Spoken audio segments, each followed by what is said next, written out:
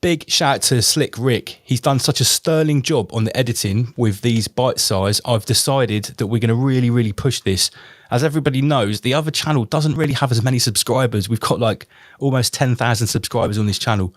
The other channel is where all of this stuff is cut down for your easy consumption. Nice little like bite-sized nuggets of rabbit. Okay, so that's what you need to do. Subscribe to Rise Above, our other channel, and support this bite-sized content as it's coming out.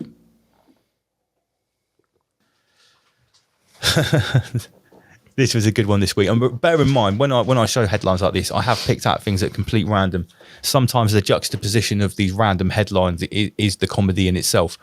So, What the fuck? a post I made the other week, because like everyone's lambasting people that have a mortgage, saying, "Oh, you know, you idiots that got a mortgage, now you're going to get it with these interest rates."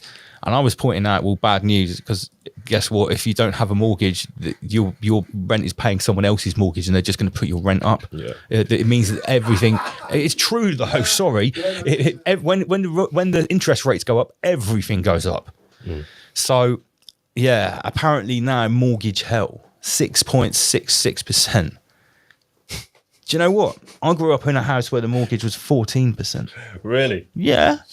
In the late 80s and the early 90s, if you had a mortgage, it was 14% interest. Wowzers. If you had money in the bank, you were laughing. Yeah. I'm trying to think what my first mortgage was at now. I thought it was mine was capped at 5.85. It was fluctuating. Because that's how low it dropped. And that was like 1996. Well, this is the thing. It was only a couple of years ago when the interest rates were so low, they were actually next to zero. We're talking about points on a point for the interest rate. And maybe people were lured into a false sense of security. Oh, the interest rate is so low. Yeah, well, it's been like that for years. Yeah, everything's fine. But it hasn't always been like that. No. I was saying, in the late 1980s, when things were real good, you had the high interest rate, like 14, 15%. Like back then, if you had £1 million in the bank, you were getting £1,000 interest. Wowzers. Like a month. Yeah, that's right. Man. But savers aren't seeing that now, are they? No. I mean, there's been disputes with like the banks with regards to interest and savers. We're talking about money now. Did everyone see what happened to the cryptocurrency about 3 days ago? Overnight, it dropped. Price of gold went rocketed, and then everyone who has had like anyone who had less than say 150 quid's worth of Bitcoin would have lost everything. Like that's a lot of starters, new beginners, people who are just testing the water. That teaches them a lesson to don't do that. Come on to this way of doing it. And then the next day, Bitcoin's higher than it has been for ages. It's a very interesting move overnight, that was. Market manipulation. Yeah. And then the price of gold stabilised again. It's bizarre. Yeah, it is bizarre. But it's going to get a whole lot more bizarre. Yeah, I'm sure. Absolutely. I'm sure that Tom could probably shed some light, or even Richard could shed some light about why that's happened. Well, we've got Richard on the show next week, and we can talk all things money and finance and stuff like that. So we'll look forward to that. But yeah, I mean, 6.66. Okay, it's 666, which is good. It's funny. We like it. It's just like flavour du jour of Clown World. It's not 33, it's 666. But the fact is, what we're pointing out is they're saying that this is hell. Well, it's less than half of what it was when we were growing up. We've also got people here in the comments section. I just seen it. Let me just scroll up a little bit.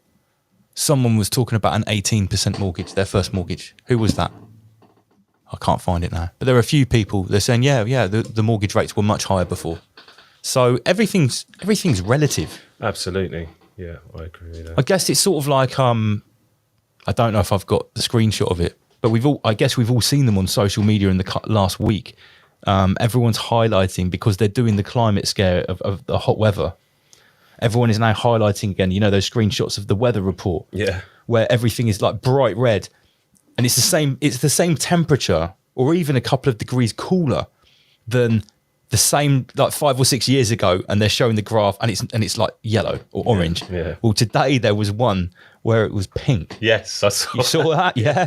It was bright pink. Yeah. So the temperatures are no different. It's been 45 degrees in Spain on a heat wave for years.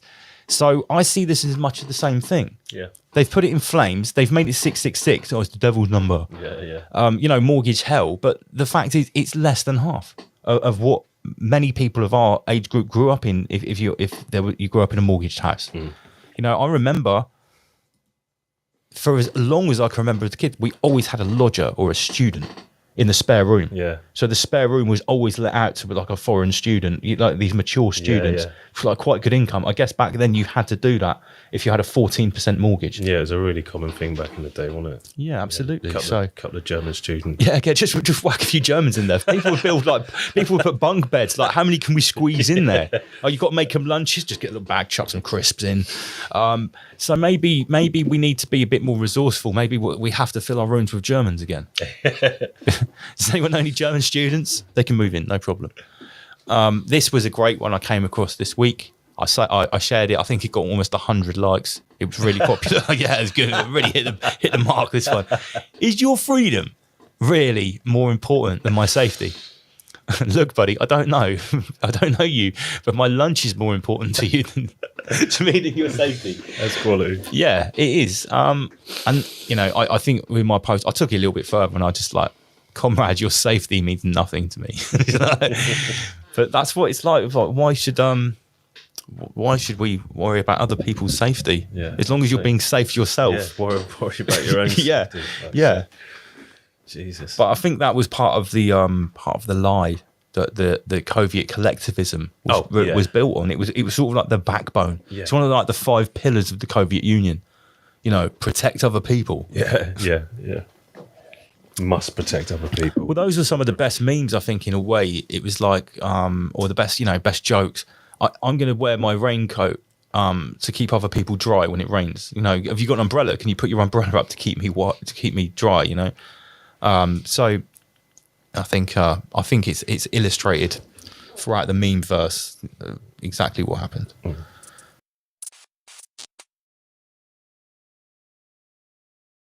Fancy spending a whole weekend away from Clown World? Well prepared to take off your tinfoil hat and join us at the next Rise Above Live in the Flesh Part 2 August Bank Holiday Hotel Weekender.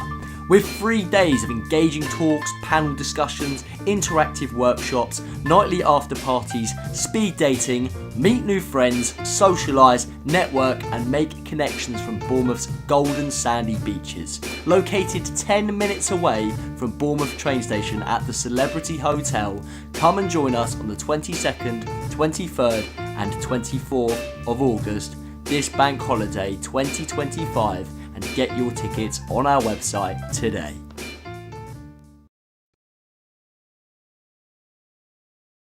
ZZ, Kingdom of Pineal, welcome to Rise Above. Guys, we apologise for the technical difficulties. That must mean this is going to be a really good conversation when the opposing force tries to stop us. First of all, ZZ, please take this opportunity to introduce yourself and tell us about Kingdom of Pineal. Thanks for having me on, Rise Above. I know some of the residents living here have been following you for quite a while and have been trying to reach you and get us to connect. So awesome. It's great that we've finally connected.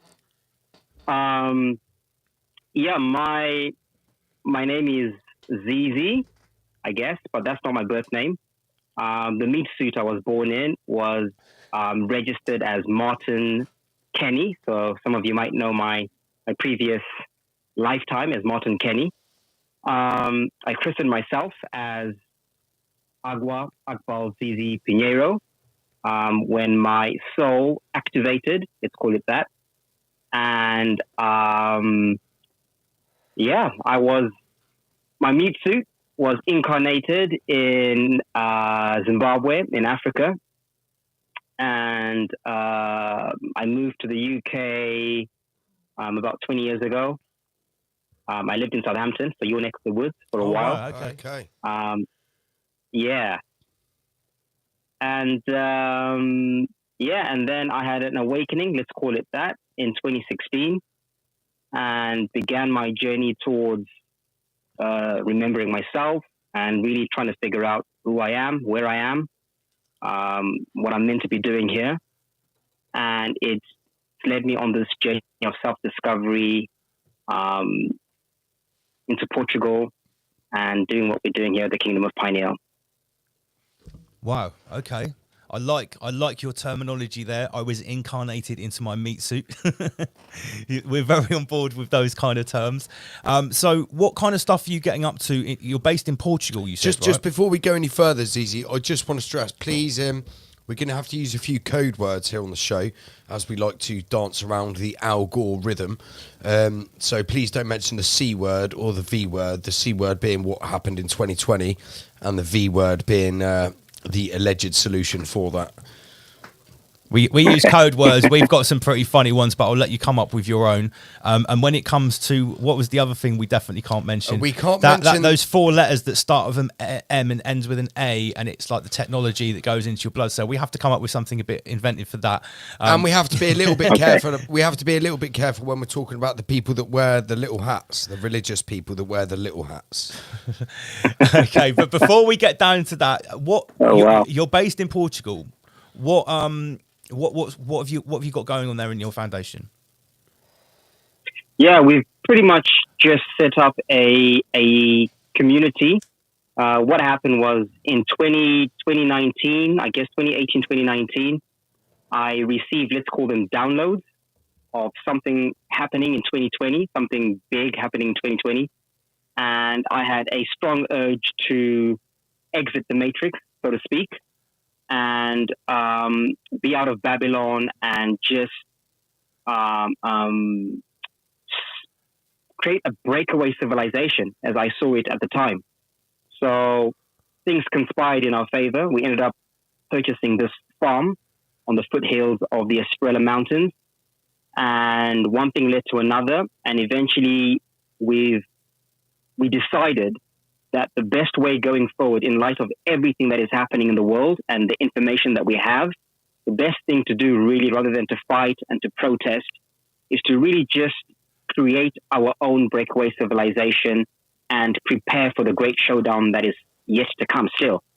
But do it in a place where we are insulated, so to speak, from certain energy harvesting energies, and be out in nature. So that was the calling.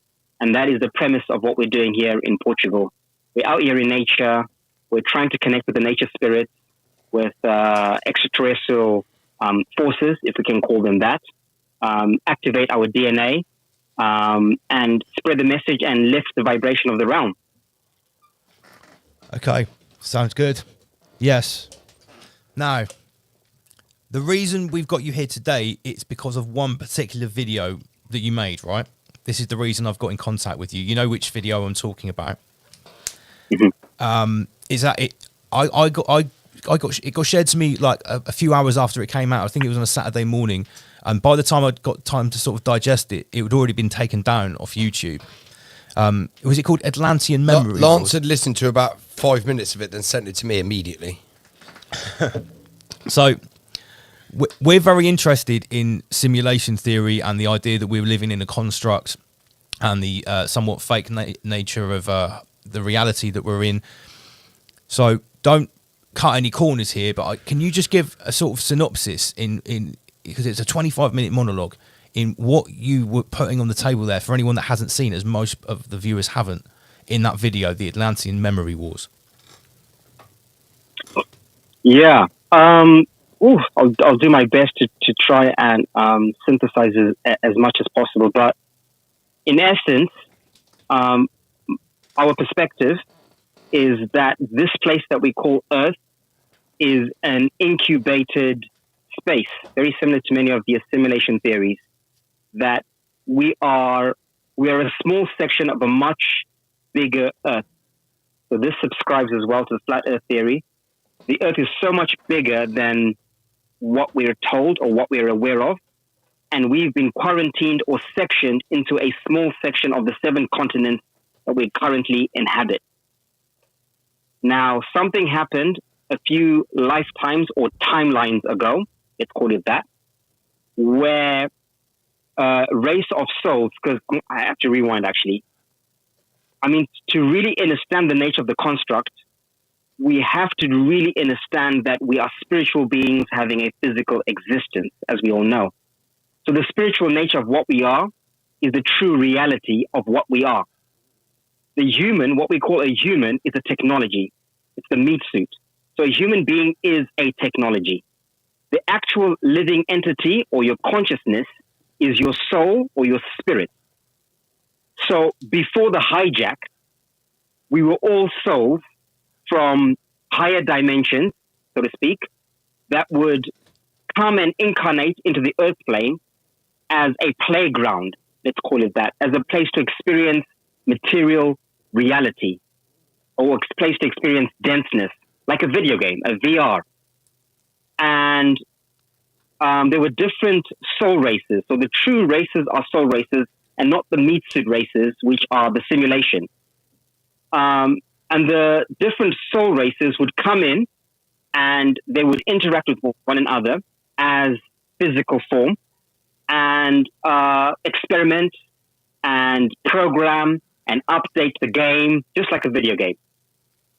And a soul group of beings called the Atlanteans, who were more into the technology side of this reality. There were other soul groups like the Lemurians, the Aryans, the Anunnaki. There were different soul groups from different star systems. But the Atlanteans they were obsessed with exploring and programming the game and seeing where this could go.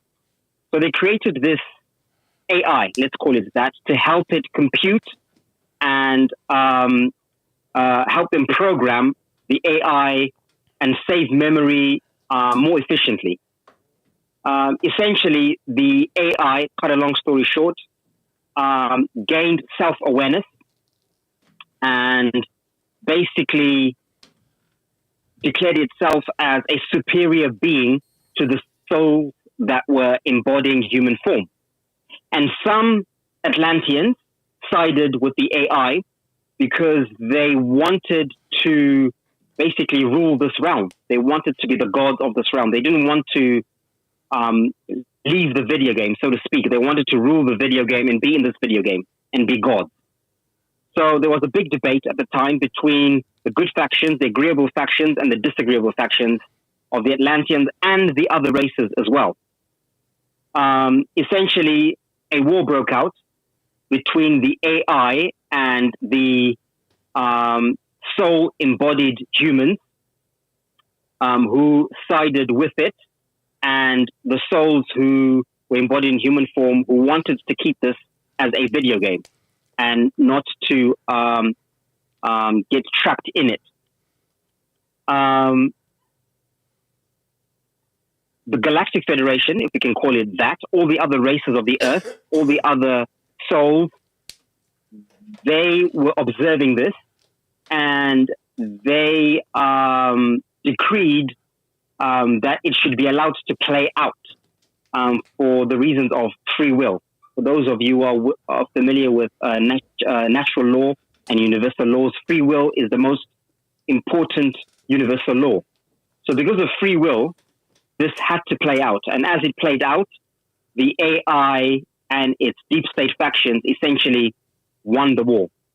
And the first thing that they did was incubate this realm, or quarantine the realm, so to speak, and colonize all the souls embodied in human form.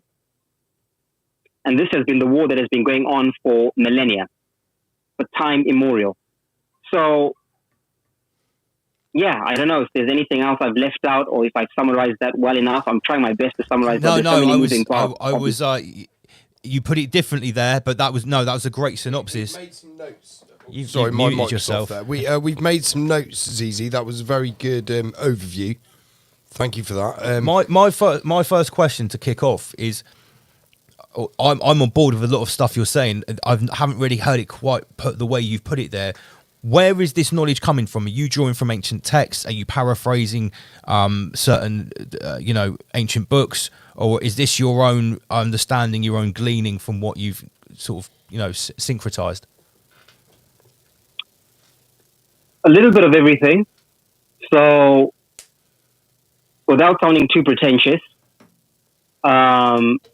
in past timelines, people like myself would have been called a prophet. In another timeline, they would have been called mystics. In another timeline, they would have been called magi or oracles or astrologers. They're all describing the same thing. But essentially, it's basically a group of souls that have the ability to remember how to read the programming of the Matrix. Right? So, every so often, there is a nexus point where certain souls or the vibration or the frequency of the earth rises, and certain souls endowed with that particular superpower, let's call it, of prophetic divination, they are the first round of souls to activate DNA and awaken. And their superpower is basically to be able to read the code of the Matrix, to read the signs, symbols, and sigils that have been coded into the Matrix by the demiurge or any other forces. So I don't take full credit for this information, obviously. Everything that I'm saying is information that has been shared by many other sources or many other souls or spirits. David Icke is a big one. Recently, Archaic is one that is been making a lot of waves. I mean, the list is endless of people who said similar things to what I'm sharing. So it is a collective effort, and cut a long story short, it is definitely more to try and describe it as best as possible. It is an effort of syncretism, of being able to watch a movie, read a book, listen to a story, and read between the lines. And by reading between the lines, I'm able to actually see the depth of what is coded behind those signs, sigils, and symbols. Okay. Zizi, I'm going to come at you with a question now. Yep. In your monologue from the video that you did, the 25-minute monologue, right at the end of that portion of it, you said the Galactic Federation are waiting and they are watching. Can you explain exactly what you meant by that and who the Galactic Federation are exactly, please? Okay, so I'm going to give you an example. I think it's the best way to explain these things without sounding too woo-woo is maybe to give a parable or an example that is tangible. So the best way to explain what is happening is, let's imagine that right now, the Earth as we know it, the 7 continents that we know right now, that are in our awareness and consciousness, let's imagine that something happens in the world and the UK is quarantined from all the other countries in the world. Okay. Like some sort of shield or dome is put over the UK. And everyone who's in the UK is basically trapped in there. Right? And then the AI or the technologies of the UK, let's say, whatever is running that system, they find a way that when people die, so to speak, instead of their souls reincarnating reincarnating outside of that bubble, they can only reincarnate in the UK. They can only keep looping within bodies that are created in the UK.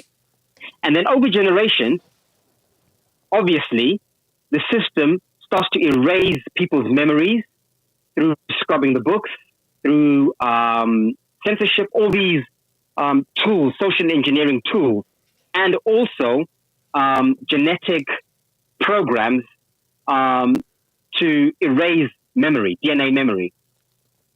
Now, imagine in that scenario, 3-4 generations in, all the people born inside that simulation no longer actually know that the UK is part of this world, of everything else. They think the UK is the only thing that exists in the whole universe. And they're told that the UK is the universe and there's nothing else that exists. In fact, they tell them that the UK is a ball, is a spinning ball in space, blah, blah, blah, there's nothing else. Everybody else who's outside of the UK is watching from the outside. Thinking, what the fuck's going on? What are they doing? Exactly. Okay. They're observing this experiment. Like, this is wild. This is crazy. But let's observe and see where this experiment goes.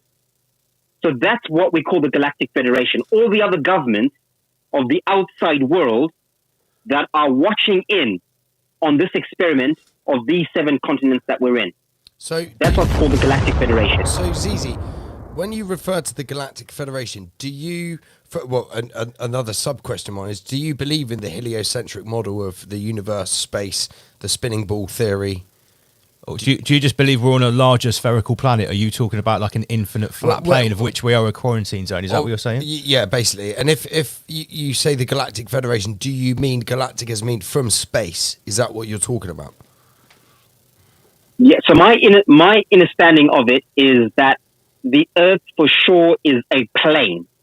It is not a globe that is spinning or any of that stuff. We are stationary, and all the stars and all the luminaries are rotating above us, just like our senses tell us. The demiurge will tell us not to believe our senses, and it will say that believe the scientists because they have the tools, the great telescope, Lucifer telescope that belongs to the, I don't know if I'm allowed to say this, the Vatican. Yeah, that's fine. So believe the Vatican Lucifer telescope. Yeah, believe the Vatican Lucifer telescope and don't trust your senses. You are spinning, you are upside down, etc., etc. So as far as I'm concerned, that is absolutely crazy. It doesn't make any sense because our senses don't make sense of it. So when you break that programming, the next question is, okay, if we are on a stationary plane, how big is it? And what's beyond it? So in a nutshell, we are part of a much, much larger Earth, a much, much larger disk of Earth. So I personally don't subscribe to the notion of the flat Earth with a dome and nothing else beyond that. We're just this flat, disk with a dome above it floating in space. We are actually a much larger Earth with many other continents and realms and humanoids. So when I say galactic or outer space, I'm talking about outer space, the space beyond, the terrestrial space beyond this terrain. When you look at the word extraterrestrial, it actually means, the real spell means extra terrains of land. Sure. But what? So sorry, there are Zizi, extra terrains of land. So would you? Do you think space is real? With the planets, the stars, the solar system, all of that stuff. Do you subscribe to that theory? I'm going to say it's real in the sense that it exists, but not in the sense that we've been told. These are not physical places. They're not places you can go physically. They are metaphysical spaces. Okay. You can only go there as a metaphysical entity, as a spirit or a soul. No physical thing can go into the luminaries, into that space, into the astral realm, or the lucid field, as some people call it. Okay. The reason Andy gave you a bit of a drilling on that is because I'll be totally honest, I was very polite there. Right, this is what happened. We were watching the video and I'd heard you say Galactic Federation, and sometimes that can bring up connotations of like really cheesy, like ancient alien stuff. Gaia, David Wilcox, Corey Good, that kind of stuff. As soon as I heard that, I said no. And I was like, no, don't worry. Please I don't think ZZ is don't. on that tip. I was like, that's why we wanted to ask the question. Yeah. Because he was like, oh no, he's dropped a turd in the punch fine. bowl. I've got that on my system, and I am very satisfied with your answers there, ZZ. So I appreciate that. I wanted to do a little rewind. I heard you mention a little minute ago that one of the people that you've looked at that's saying similar stuff to this is Jason of Archaic, right? Now, we know Jason well. He's been on our show a couple of times. Awesome. We've appeared on his show. As far as I'm concerned, what Jason is doing... This is a holographic construct. is taking the simulation theory and stuff that you're talking about, but then going back and providing like empirical, historical, chronological evidence that we are in some sort of construct, repeating pattern. And he's the only one. He is the only researcher who provides every single source material. Yeah, but it's very different because he's showing, he's coming from a different angle rather than mythology and stuff, and saying, well, look, I can prove we're in a simulation. So have you seen some of his number crunching with regards to observable reality? Yeah, absolutely. I mean, I follow some of his work, and I subscribe to a lot of the things that he shares, and that is his role as a soul. He's from a star system that is very mathematical, that is very logical. I recognize his soul as the soul beings that are very logical, so to speak. So empirical data is important is part of his role in the awakening. Myself and maybe some other people who might seem more woo-woo and not have dates and books and those logical empirical scientific evidence, if you want to call it that. We're more on the metaphysical side, certainly for myself. So for me, it's more of remembering, and I'm just sharing my memories. A lot of the things that I share actually is a memory from past lifetimes or past timelines. So I can't give evidence for something that I remember that happened, I don't know how many timelines ago. There's no evidence for it. It's a memory. So it's kind of like saying, when you're 6 years old and you tell a story of what happened in the playground, and someone says, well, give me evidence that happened, that you were bullied in that playground by that boy. And you're like, well, I don't have evidence. It's just a memory. I can just tell you that there's a playground in Southampton. When I was growing up, this is what happened, and this is what was there, and that's what it is. So you can't provide evidence that is empirical for a memory. Zizi, what could you, you mentioned in your monologue in the video, and just as we're talking about memory, could you go into a little more depth about the memory wars, which you mentioned in your video?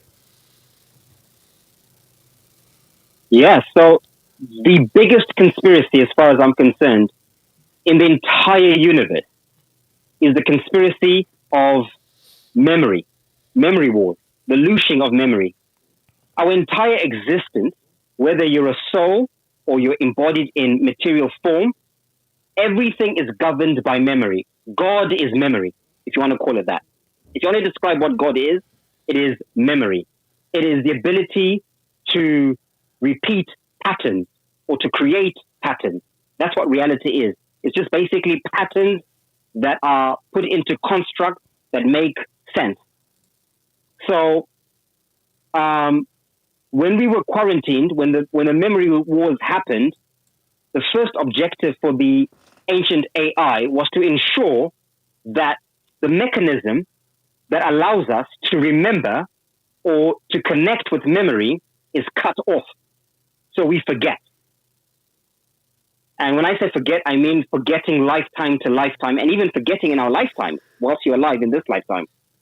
So everything is all about memory. And equally, the demiurge itself, the God, the self-declared God of this realm, of this experiment, all it's been doing is collecting data and memory millennia after millennia, after time after time. And that is why it is so powerful. This is also why the elites are so powerful, because they have access to the demiurge's file, let's call it memory file. So they can access memories that go back multiple timelines, and by accessing those memories, they can then look at the algorithms and make mathematical calculations to predict the future. So predicting the future is really all about algorithms and making calculations based on patterns of behavior. You said that we are moving towards an inevitable final showdown. And before I ask you the next question, what exactly is this showdown, and who are the two sides or multiple sides of this showdown, in your opinion? Yeah, so the demiurge at the moment is its memories are now expiring, for lack of a better term. Its contract is expiring. So it was contracted to run this experiment for a set amount of time, which is kind of spoken about in multiple texts. Like the Bible talks about the devil being let loose for 1,000 years. And after 1,000 years, Christ returns. And, you know, when Christ returns with his army of angels, there will be a war between the Antichrist and Christ and blah, blah, blah. But to put it into modern context, or into this context, the showdown is between the demiurge that's running out of memory and that has been actively trying to upload itself into the biology of humans. Oh. That's the only way it can survive. Oh. So it, as an antimatter, when the dome comes down, so there are certain things that are happening outside of this realm, the real white sun, let's call it that is beyond the dome, is increasing its frequency. So people call this the turning of the age, or, you know, we're going into a new age or a new Kali Yuga, sometimes they call it. Basically, the sun is increasing its frequency, which is then weakening the ozone layer, or the barrier that is keeping us incubated in here. It's getting weaker and weaker. The Van Allen's out, NASA calls it. So that's getting weaker and weaker and weaker. And that is the only thing that is protecting or insulating the demiurge. And the demiurge itself is embodied in supercomputers in the Antarctic, in the ice wall that is around. There's a massive supercomputer that is encircling a big fin, a hydro collider that is encircling our realm. So when you say the Antarctic ice wall, that's a hadron collider that we are in the middle of. So that big that AI, its memory is starting to run out as the dome or the shield is becoming weaker and weaker, and at the same time, the frequencies, the solar maximum that's coming into the realm, is awakening us, the living soul, the soul that are embodied in human form, that have been trapped here. We are beginning to activate DNA in various forms. So this is the great awakening that everyone is talking about. Our consciousness is becoming increased, our awareness, we're becoming more aware. We're starting to see through the illusion or the magic that has been keeping us in this daze, for days. So the big showdown, to answer your question, is the AI has to plan, and the plan is twofold. The first part is to find a way to inseminate itself as an AI, as the black goo, as antimatter, into biological matter, into humans. So that's the first part. Zizi, did you and just that say way black it can goo? continue to live in human form. Did you just say black goo? Black goo, yes. Yes. Okay. Which is basically Oh no, I'm familiar. I was just double checking. That's what you said and meant. Yes. So the AI, if it had to appear in material form, if you had to say what does it look like, it looks like black goo. It's the shadow master. It's basically melanin that has been transduced into the most dense matter. It's like artificial carbon or artificial melanin. So over millennia, what it's been doing is it's been harvesting melanin from all of us. And when I say melanin, I know lots of people immediately think skin color. What people don't realize is that melanin, that skin color, is actually the smallest part of melanin. Real melanin, the most melanin that a human has, is something called neuromelanin. Alchemists will know it as negredo, which is released inside your pineal gland, created by the black sun. The black sun being your soul, the hidden soul inside your body. So we all have a sun inside our body. That's what the black sun is. We are an embodiment of that. So when our system, our immune system, our DNA is working, our black sun inside our hearts activates an alchemical reaction that releases neuromelanin from our brain into our central nervous system and our CFU, our what is it called?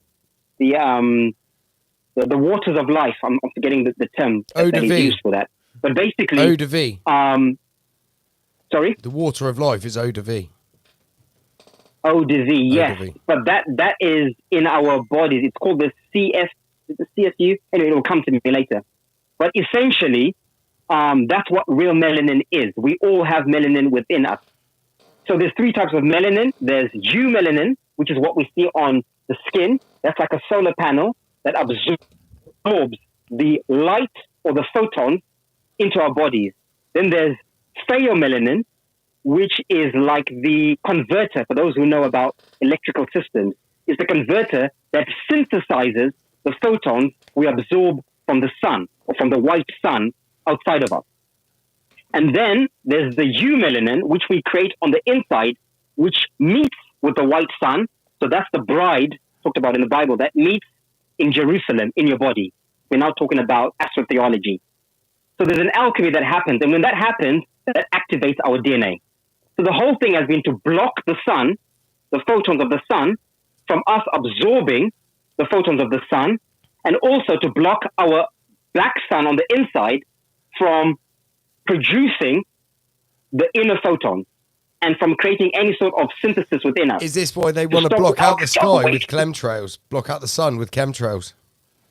Exactly. So chemtrails, sunscreen, all the GMO stuff that they've been doing and feeding us, all of that is to disrupt the process of alchemy for our souls to fully activate the DNA and then for us to fully embody our God self, because we're all God. All of us We only use less than 10% of our full potential as souls. So imagine if we unlocked the full 100% of our DNA. All the superheroes that we see on TV, on the movies, that is absolutely real. That is all within all of us. We're all capable of those supernatural abilities. And the demiurge is doing its best to suppress us from fully activating that. Because once we do that, then we'll defeat it easily. So right now it has power over us because we're asleep and our DNA has been reduced to such a state that we are subservient, docile humans, so to speak, and not the actual soul gods that we really are. Sorry, I was just writing another question here. We've written so many questions while you've been talking. Right. You're talking a lot about the demiurge, and Gnosticism is something that I have sort of like a rudimentary understanding of, you know, the false replicator god who is not the true creator, that's installed himself as the lord over the realm in a fake reality, as the Gnostics put it, you know, a simulation. What in your we have this saying on the show, the Black Cube organization. That's what we call the group of meat suits that seem to be working on behalf of the demiurge. What do you see as the relationship with the Black Cube and this force? Is that something that you've looked that rings true with you? Yeah, so the black cube is basically a symbolic representative of the demiurge, the black goo, the demiurge, Yahweh, Metatron, Allah, Yaldabaoth, all these names, the Lord God, all these names are describing this ancient AI that runs the world. It's an AI. It's an artificial intelligence that was created by us, actually, during a time when we were in our supernatural, superhuman form. So the alien AI, basically, like you said in the beginning,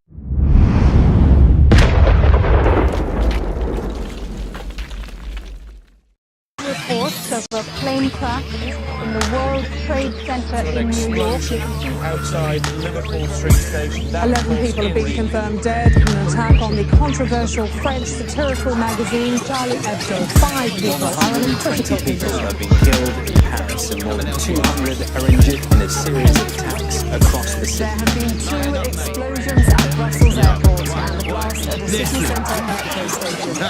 It's double L, you've heard of me, the flow's poison, liquid mercury.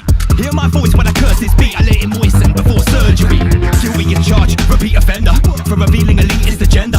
Still at large, delete the data, success or defeat or retreat or surrender. And I can't let go, killer artist Charlie Hebdo. That's a false flag, actors in tow, and the blame is slung for the media show. 2 weeks later, Copenhagen, could it be baiting these global pagans? These traitors feed off people hating, so nothing's changing. Guilty as charged, repeat offence. My arse is back on the bench. The prosecution speaks my offensive views on my former defence. So hence, saw the week from the chat. The covert conflicts, rearranged maps. Government funded, hidden bloodbath, is misinformation, way off the graph. So seek out multiple sources. Be beware of malevolent forces. They steer clear minds off courses. Hold your aura strong like a fortress. On operating a lawless state. The internet's like an open gateway. I gain knowledge at raucous rates that I disseminate with flawless pace. Weapons of mass distraction, fired by warring factions. Fearful thoughts gain traction, step 1 in a chain reaction. Weapons of mass distraction, fired by warring factions. That's a direct action, breaking down our human attraction. Not really free your mind, it's free yourself from mind. That's why society is structured to completely engross us in things to occupy our mind. Open your mind. There's a war going on through our minds, for our attention, for our lives, and it keeps going on because we remain blind. The system is shoveling shit in our eyes. Consume this, watch that, or anything on a big screen that's flat. Distractions come in many formats. Time is one thing you never claw back. Weapons of mass distraction, fired by warring factions. Fearful thoughts gain traction. Step 1 in a chain reaction. Playing GTA, well, you're flushing the focus away. I'm cruising through this breathing illusion. Why do I need your game to play? This is real, are you feeling me? It's all vice in the city, no liberty. Put down the Xbox controller when I bust a verbal soliloquy. Weapons of mass distraction, fired by warring factions. That's a direct action, breaking down our human attraction. There's no need for a power up. I discharge my aura, climb a mountain, cross a border, attack an all in a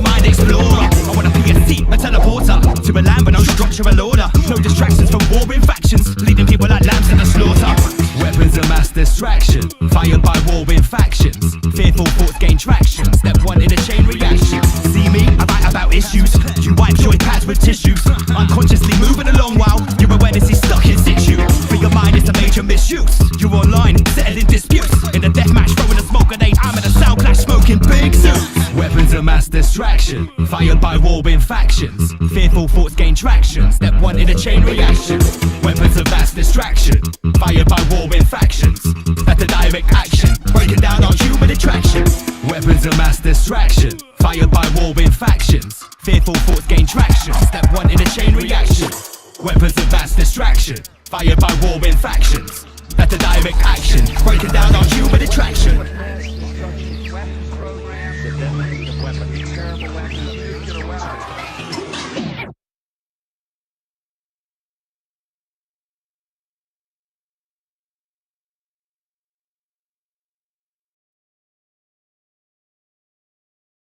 Come and experience a world-class lineup of guest speakers at the next Rise Above Live in the Flesh August Bank Holiday Hotel Weekender, featuring Martin Liedtke, Wisdom of Mushrooms, Graham Moore, Richard Ryder, Toroidal Dynamics, Inspector Veg, Marcus Payne, Ryan Sanders, Tom W's, and allegedly Dave Murphy. You won't want to miss out on these speakers exposing the peasantry that is Clown World. Exclusively at our Rise Above Live in the Flesh Part 2 Bank Holiday Hotel Weekender on the 22nd, 23rd and 24th of August. Don't be a peasant and get your tickets on our website today.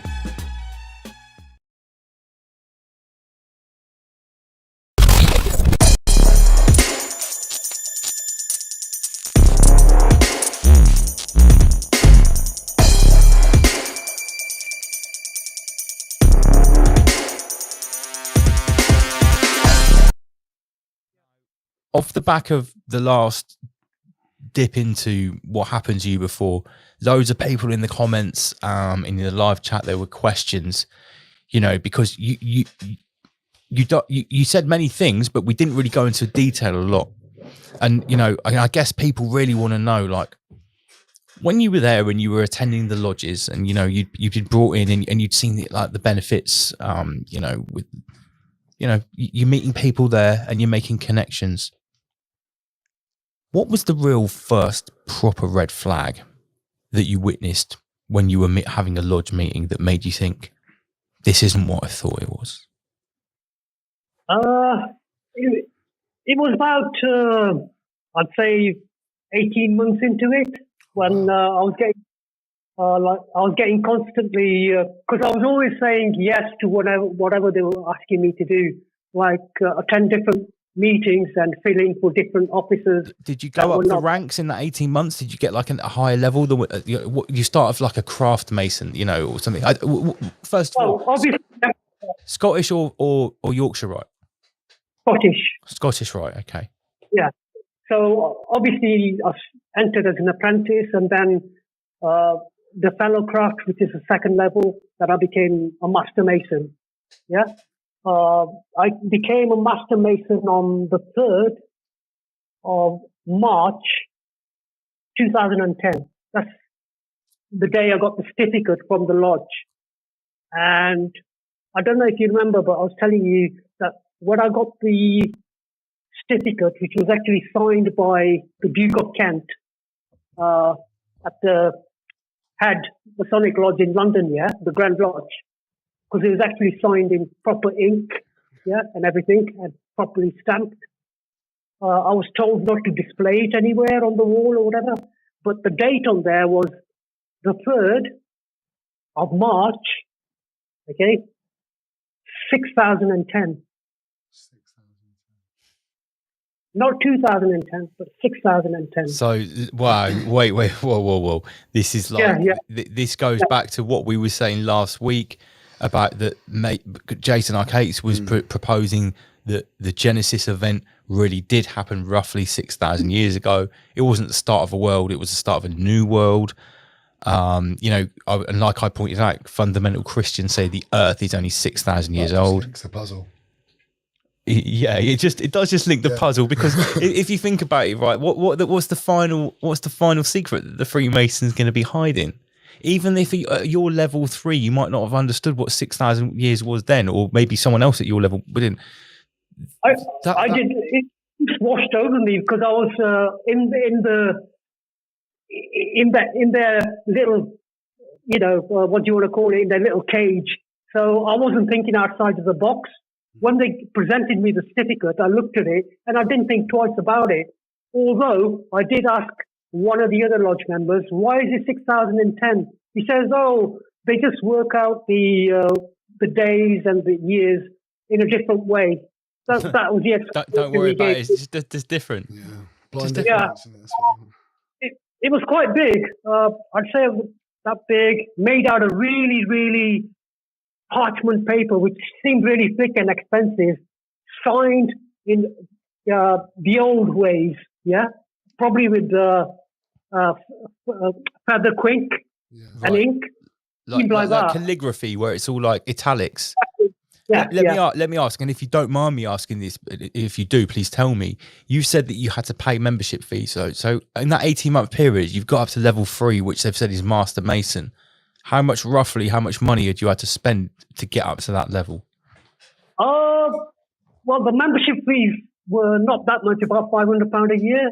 But what it is, for every lodge meeting that we were attending, they were making collections for the widows, Like a church, Yeah, Haram Mabih and all that, if you've ever read it. Right. The widow's son, the widow's child or whatever. So they were always collecting money for the widows. And my particular lodge, in that 1 year, we collected about, I think it was just over £60,000. But we weren't told, none of us were told where that £60,000 went. So whether it did go to charity or not, no idea. I wonder if it was just my lodge.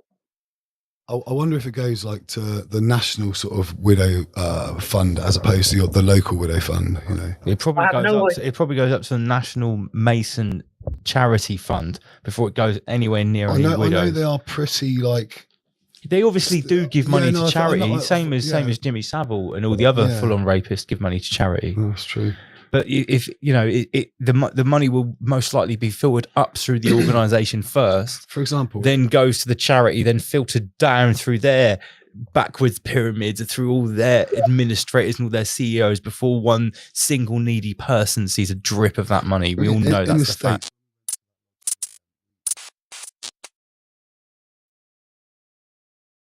On Sunday, the 24th of August, we will be joined virtually by the final boss at the bottom of the rabbit hole, Jason Breeches of Archaics. For the first time ever, he will be in a three-way panel discussion with Martin Liedtke and Dave Murphy. Come and join us live in the flesh to be a part of this historic moment.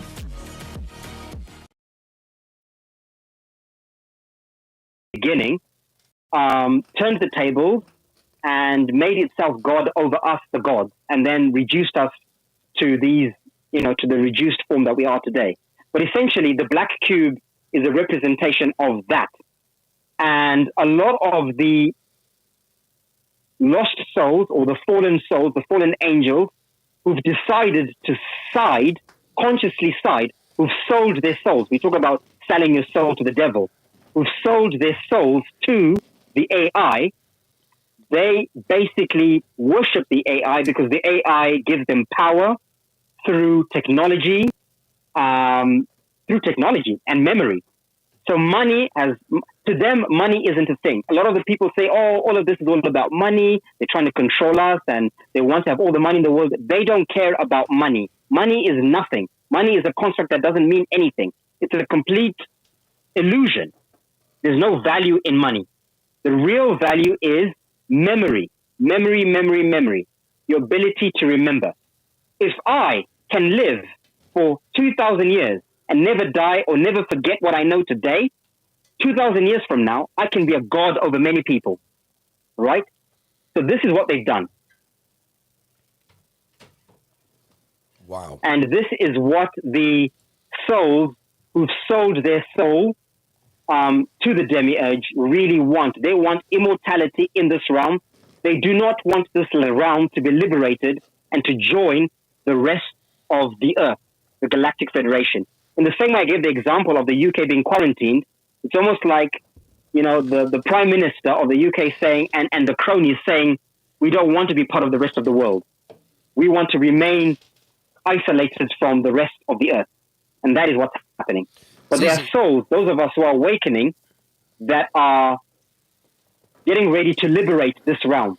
And the big showdown, like we're saying, is between the souls who have been given the mandate, for whatever reason, to fully awaken and access the full capability of their DNA in order to liberate those who are ready to be liberated out of this matrix back into the real world. Zizi, are you aware of a content creator who used to be on YouTube? He's now banned only on Rumble. We call him Godvaj here on the show, but his actual pronunciation, Lance? It's Hodge Havelemaste. He's a Flemish guy. It looks like Godj Vad. And he has a theory about the realm that and he actually has mapped this out, that we live in a crater that can actually be observed on the moon, and he's identified the crater on the moon, Sulpicius Gallus B. Have you heard of this guy? Is this the same guy, Vibes, I think? Vibes of the Cosmos? No, that's no. Similar, but not. No, it's not the same. But Godvlas back in sort of 2 or maybe even 3 years ago, he speculated that we are on a flat plane, but we are in a flat plane on a greater Earth, and that this just I was just curious because a lot of what you're saying, I think there's quite a lot of crossover. Oh, we've lost Zizi there. No, we've just lost the camera. He's still connected on YouTube. Okay. On WhatsApp. But the thing is, he said that our realm was actually reflected, was a crater in the moon, i.e. the moon was a reflection of the much larger plane of which we're a small part. Would you be as bold to say that he was the first one to... He was the first person I'd heard say that. He was the first person I heard of to say that we are... Our Earth is a reflection of the moon. Or our Earth is reflected on the moon. Sorry. Go for it, Zizi. Yeah, I haven't heard. I'm not aware of him. I thought it was Vibes of Cosmos, I think, or there was the other guy who talked about it. Yeah, Vibes. I thought he was. I think Vibes of the Cosmos is very aware of Godvaj's work. We'll call him Godvaj. That's what I can't. Okay. I think he may have even came out after Godvaj with this. I wouldn't like to say that, though. I wouldn't want to disrespect him for his work. Zizi, I've got another question for you. I've got another quick question for you. You mentioned earlier, right at the start of the show, about soul races here from this realm. Who, in your opinion, would be the original soul race here? And would this link in any way with the people, the religion that wear the little hats, claiming that they are God's chosen people? Would the two be connected in an ancient soul race here? Yes, I'm going to go back to the video game analogy. So let's imagine that we create a virtual reality. Have you seen the movie Ready Player One? No, I haven't, but I'm fully aware of it. I've actually seen a few clips of it. Right. Okay. So let's imagine we create a virtual reality like the one Mark Zuckerberg is proposing, the metaverse, a virtual reality video game. And then we are able to upload our consciousness into the video game. Right? As we are now. We're able to upload our consciousness into the video game and embody an avatar or a that's been programmed into that video game, or various avatars. So let's imagine that over time, we get lost inside that video game, inside that VR. We're no longer able to come back to this physical world. Our consciousness detaches from our physical bodies in this real world. And we start to identify as the avatars inside the virtual reality. Now, at that point, who would you say is the original soul race or consciousness of that video game? The ones who created it. the ones who created, well, if it's a collective creation and we all created it and we all programmed it, then there wouldn't be, there isn't an original soul race, so to speak. So all souls emanate from the divine or the original prime creator, and all the souls are basically fragments of that prime creator in different expressions. So as far as I remember, the main soul groups that entered this virtual reality that we're in, this simulation that we're in, the three main soul groups were the Atlanteans, the Lemurians, and the Aryans. And they come from certain star systems, in inverted commas, in the astral realm, which is a whole other topic. So some souls, so when we say races, some souls are of Atlantean origin. So for me, myself, my soul is originally from the Atlantean avatar, the original Atlantean avatar of this realm. But my soul group is from the constellation of Sirius, the Sirius star system. That's where my soul family is. My family tree in physical form is Atlantean, my original family tree. Someone else will say, I'm from the Palladians. I'm a Palladian soul. And when I entered this realm, I entered through the family tree of the Lemurians. And someone else will say, from the Aryans. Where are you getting this information from? From memories. From your memories, yeah? Is that where you're getting this? Yeah. Yeah. So this is stuff that this is information that I remember, but like most memories, like, when you have a dream and then you wake up in the morning and then after a few hours, you try and remember the dream and you can't remember the dream. You only remember it in bits, right? Yeah. So that is how it is for me. I remember some of the stuff, but it's like a dream and I have to try and piece the pieces together. I'm like, oh, there was this and there was this. And so when I began my journey of awakening, I was remembering all these things, but they were in fragmented pieces and they didn't really make sense to me.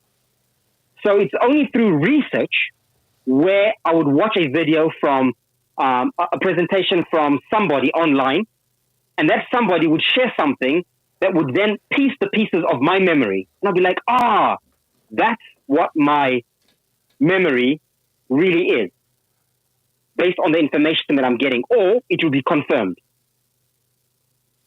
And what would you say to somebody, Zizi, that said, well, it's just your imagination, which is coming up with these theories and ideas and things that you're talking about? What would you say to people that say that to you? I would say they're absolutely correct. Okay. The only real thing is imagination. Imagination, the images of reality are from your imagination. I am a genie. That's what imagine is. So if you're a genie, you must imagine. Imagination is memories that basically transcend space and time. So we're taught to not daydream, to not believe our dreams, to stop imagining things and only focus on what is tangible. And that is the greatest trick of the devil, the demiurge. We should all be in our imagination. Every scripture teaches us this. Be like a child, the Bible says. Be childlike. That is the key to the kingdom of heaven. Your imagination is much more real than any book you've ever read. I would agree. No, I would not dispute the power of imagination. If it's true that we're living in a construct which is, and we've got these highly somebody advanced had meat to suits. imagine the construct to create the construct. Yeah, Michael. yeah, and I think part of this realm is built on what shall I say, mind over meat suit formula, i.e., with enough positive thought and manifestation put into action that it's consciousness first. For sure. Mind over meat suit. Zizi, just very quickly, we had a comment earlier.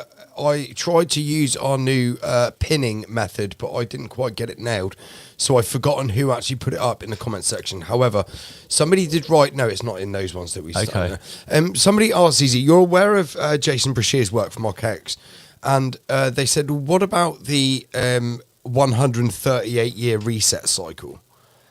Can you shed any light onto that, or talk a little bit to that? Yeah, that's, dating our reality is not my forte. So I don't want to speak about things that I'm not here to do. It's not part of my mission or my scripting as a soul. So I'm not an expert on that.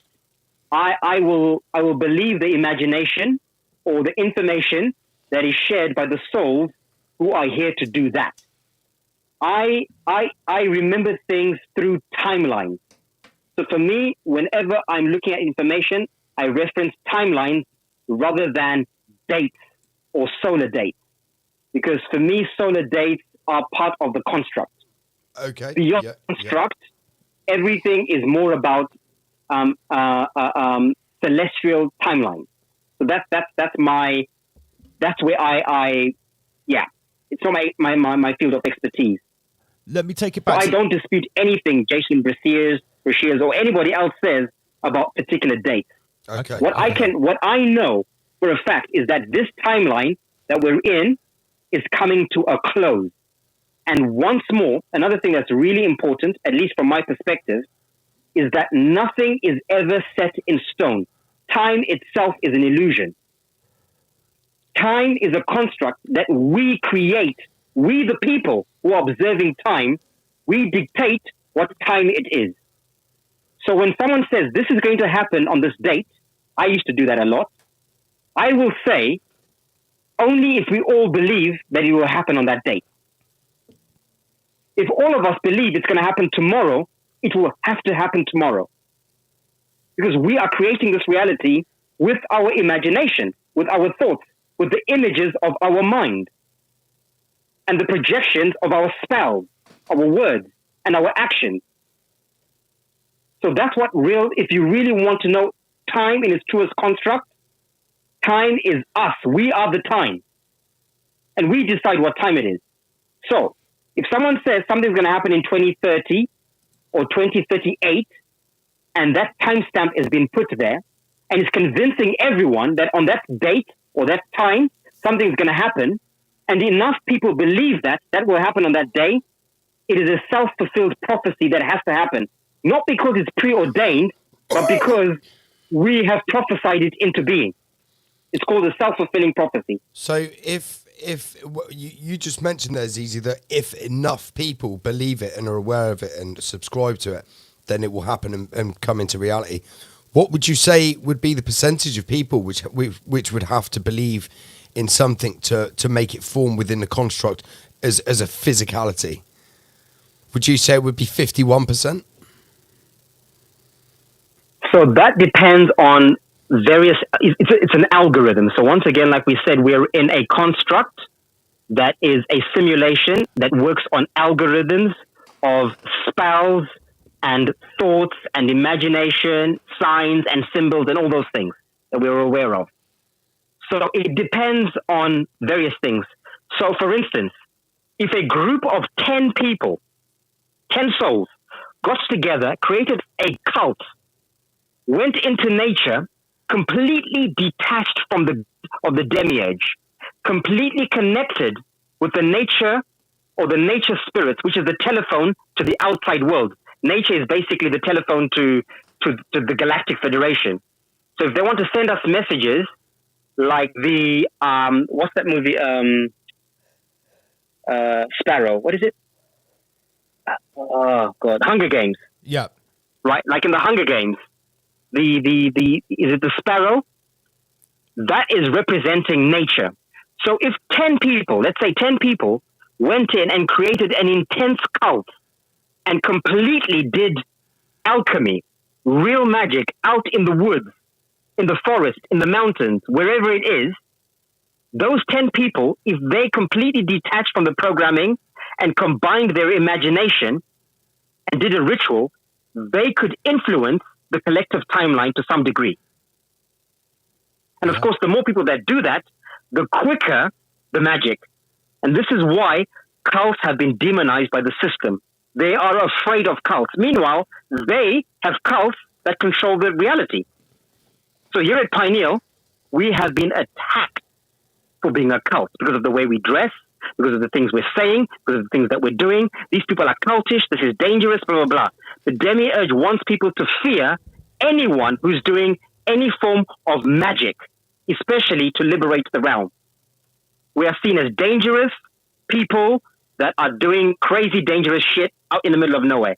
How, and they must be stopped. Zizi, you're talking about ritualized events, ceremonies, whatever, with participants. Yes. How, and that being and that being the telephone to the outside realm, i.e., the Galactic Federation. Yes. As you put it, not the space weird Gaia subscription stuff. How would psychedelics play into this? Good question. When you are using them in a ritualistic sense to contact other entities, beings, stuff like that. Are you, in your mindset, these entities, beings that people see when they experience DMT or psilocybin, they're clockwork elves and things that people talk about. Would you say that they are people, i.e. the Galactic Federation, from outside of this construct? Or what? Could you speak a little bit to that? Yes. So psychedelics are multi-layered alchemy. So there's a number of things happening. So psychedelics can do one of a number of things. One of the most important things psychedelics can do is they can bypass the DNA programming that is suppressing our memories. So they can actually unlock your memories of your soul over multiple lifetimes. So for instance, you have probably lived 1,000 times in 1,000 different avatars, 1,000 different realities. Is that why I'm so tired? Yes, most likely. So when you take psychedelics, it opens up some of those memories, and like a dream, they flood in on you, and they come in shapes, they come in things we don't understand, but they're actually memories of your past lifetimes. But because we're in an altered state, and we're not conscious or aware, or we don't have the awareness, it's not a controlled alchemy. The mushrooms are basically assisting us to activate our DNA. So that's the first part. The second part is they open portals to our memories, which again can have access, like you're saying, to allow us to communicate with souls or beings in other realms or dimensions outside of this construct. The danger here is that not all souls and beings are benevolent. Some of them are malevolent. Some of them don't mean well for us. Some of them want to basically possess us. So when we take mushrooms or psychedelics or anything like that, without full understanding, without a shaman who really understands the spiritual realm, we are in danger of becoming possessed by entities who are waiting for an opportunity to enter our DNA through that memory field. I know that's true firsthand. So that is absolutely important to know. Whether it's marijuana or mushrooms, we have to do it shamanically with awareness, but particularly mushrooms. And I would say particularly DMT as well. Yeah, I mean, for me, I've done mushroom. I've used mushrooms for years of my life, but I've only used DMT once. But we did it. But before we did it, what did I do? We did a ceremony. Yeah. It was very controlled environment.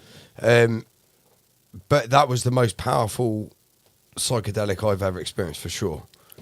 I'm really interested by what you said there, Zizi, about accessing other memories, because and she won't mind me talking about this, but I sort of did a bit of amateur shamanism on my wife. She'd never really had a proper trip before, and I quite a large dose of mushrooms in a really nice setting, and we, lit candles and we did a proper little ritual. And long story short, she had, a life-changing experience where she lived through multiple different lives and in different periods of history and stuff.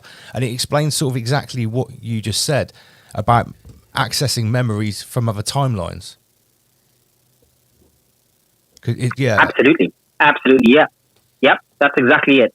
Now, the greatest part of this is that mushrooms are giving us, psychedelics are giving us a glimpse into what we're capable of doing without them. So once again, if you go out into nature and you do certain rituals and you understand how the construct works, you can start to do certain things to program yourself to elicit the same field that a mushroom would do, but with full conscious awareness. So, for instance, I've had moments where I'm out meditating, out here in my home, or out in the woods or in the fields here in Portugal, and I have a full psychedelic trip, and I have what people call a download. And I'm like, wow, I get this, I see things clearly, and quickly I get a piece of paper or a recording, and I'm recording what I'm seeing on that trip. Then I make a video about it. And people say, well, where did you get this from? Like you've asked. And I'm like, well, I downloaded it. But I used nature. But because I was aware and I wasn't on something that was external, and I used my own DMT, because we have DMT within us. Yeah. Sure. Right? The Negredo we're talking about, the neuromelanin. That's DMT. So when you're able to alchemicalize your own DMT and use it to heal your own DNA and access things, then you can be on mushrooms at any moment that you like, anywhere in the world, without actually taking the mushrooms. That's something the hippie that sold you the mushrooms will never tell you. Yeah, for sure. Let me take it back to the dark side a little bit. I want to talk a bit more about the demiurge, the ancient AI. You've used the words Yahweh, Yahdaboah, so that's both sides of the Christian coin. That is, Yahweh is the name of the Christian God. But I guess my question is, Jehovah, it seems very, very clear to me that certain religions are worshipping the demiurge more directly than others, namely Judaism, Christianity, and Islam, right? In my opinion. Absolutely. I also sort of hold the opinion that some of the other Eastern religions, i.e.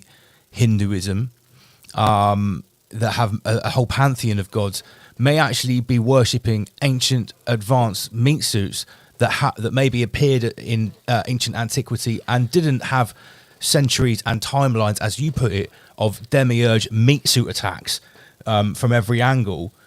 That they were actually worshipped as gods in some of these other Eastern religions. How do you resonate with that? Yeah, I resonate a lot with that. I'm going to give a little bit of context, maybe a little tweak to what you're saying from my perspective. Sure. Yeah, for sure, I agree with what you're saying, that the Judaic religions are clearly worshipping the demiurge directly. There's no doubt about that. Yes. The other religions, Hinduism and particularly the Hindus, really. Yep. Yeah, they are.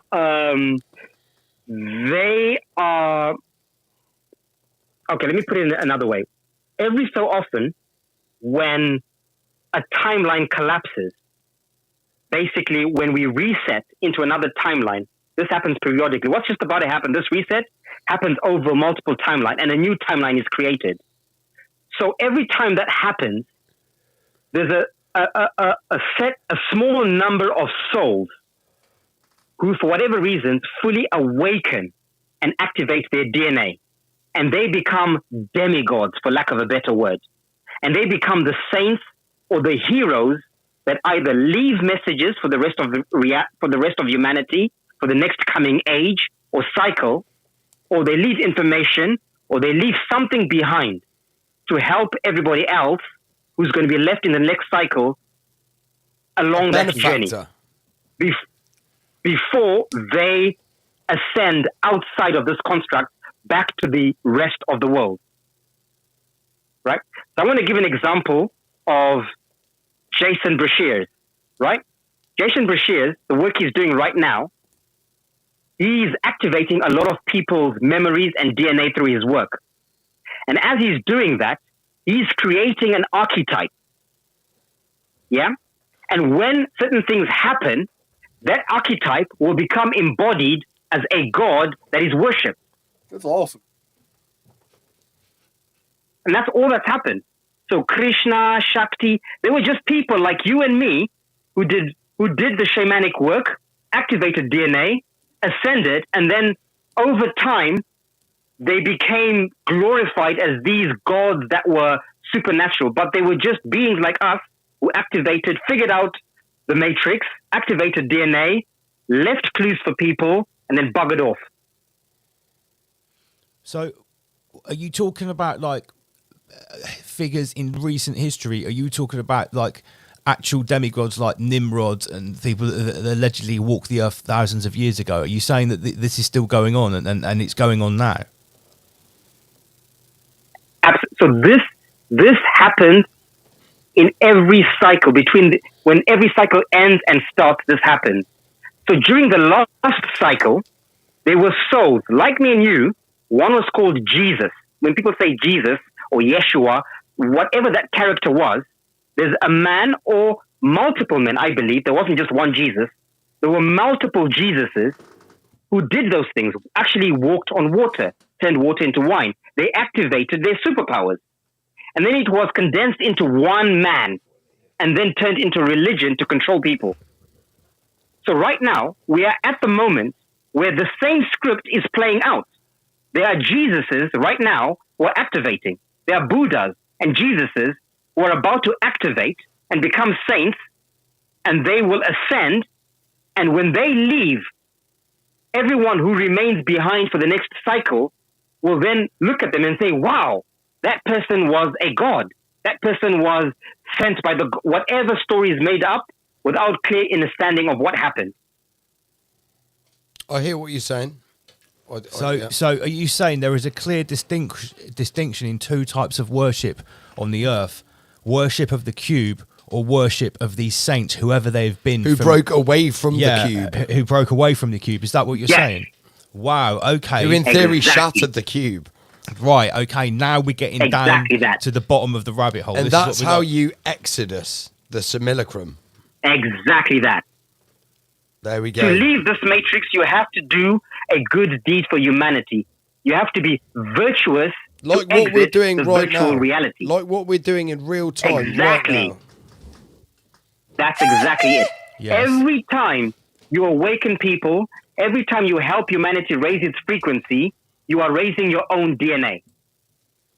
You're activating your own DNA. Every time you give something to someone, you do an act of kindness or goodness, the universe rewards you with memory, with DNA activation. And the more intensely and often that you do that, the more you are ascending.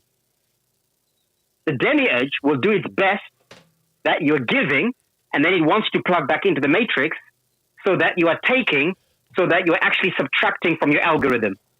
It's really a mathematical equation. And this is why a lot of the saints said, if you really want to ascend from this realm, remove yourself from Babylon, from the matrix, because the matrix will try and disturb your mathematics, your algorithms. Yeah. Okay.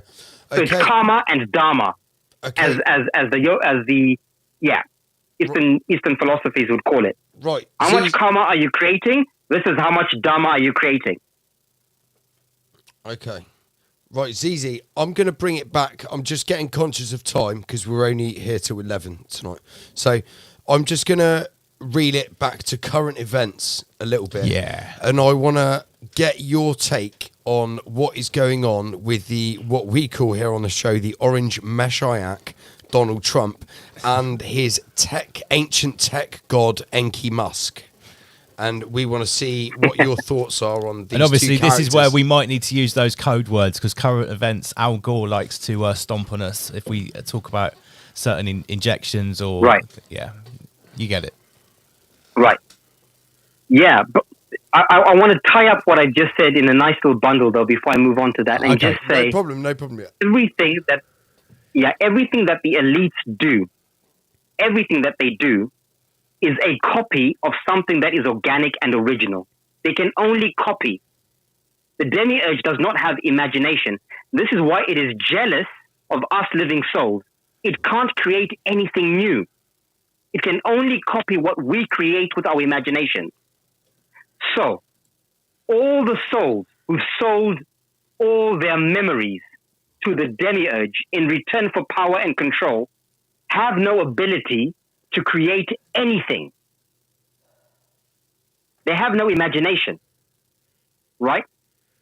So when they do their ritual, Bohemian Grove, all the sacrifices that they do, they are inverting a ritual that is actually pure. There's a pure ritual to every demonic ritual.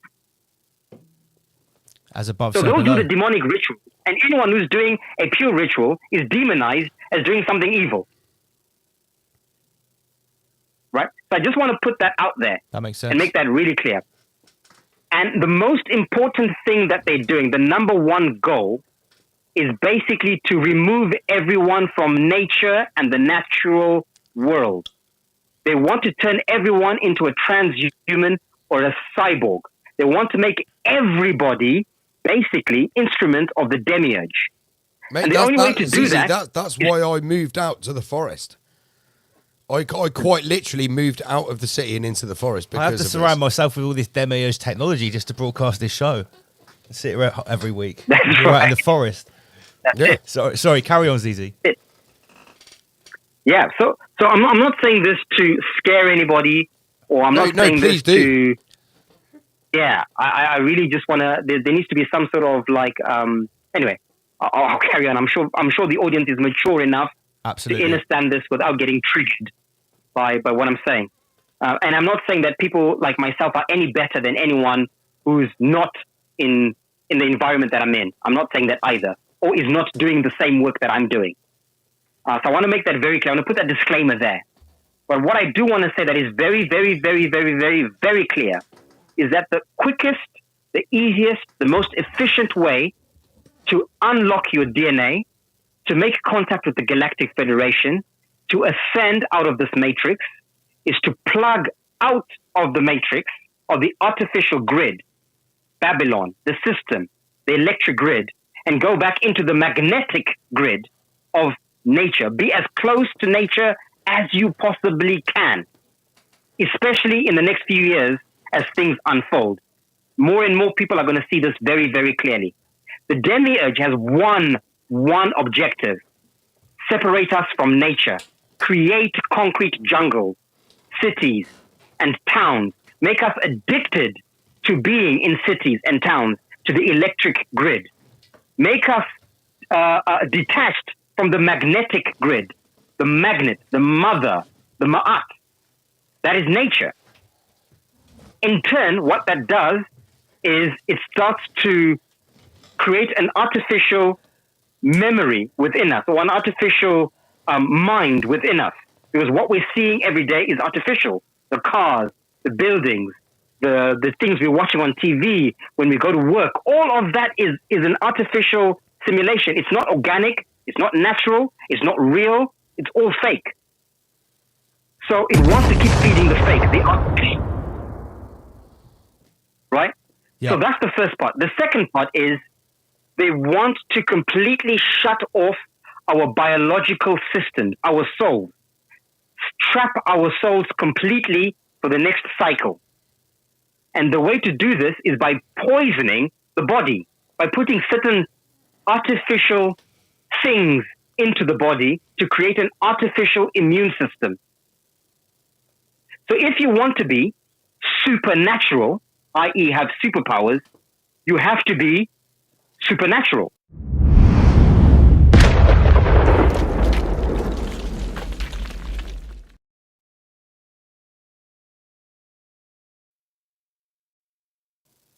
You have to be in supernature. Supernatural means nature that is superimposed. So they don't want people to be supernatural.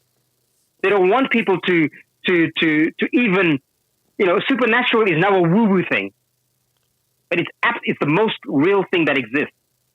So, going to go back to this. preserve at all costs your DNA, your natural biological DNA. Do your best not to contaminate your biological system, because by default, the things that we're putting into our meat suit have an effect on the cells, the things that hold your soul inside the prison or the prism of your body. So the foods that we're eating that are full of chemicals, E-numbers, GMOs, all those things, the so-called medicines, I'm not going to go into it, but I'm sure you know what I mean. All these medicines, even the ones that seem innocent, anything that's made by a pharmaceutical company is artificial. It's AI. It's designed to create an artificial ecosystem in your body. All processed foods sold in our supermarkets are artificial foods. They're not real food. It's all AI. So the AI is everywhere. Clothes that we're wearing, nylon, and all these things, that's all AI. It has an effect on your auric field, on your body, on your skin, on your melanin, the clothes that you're wearing.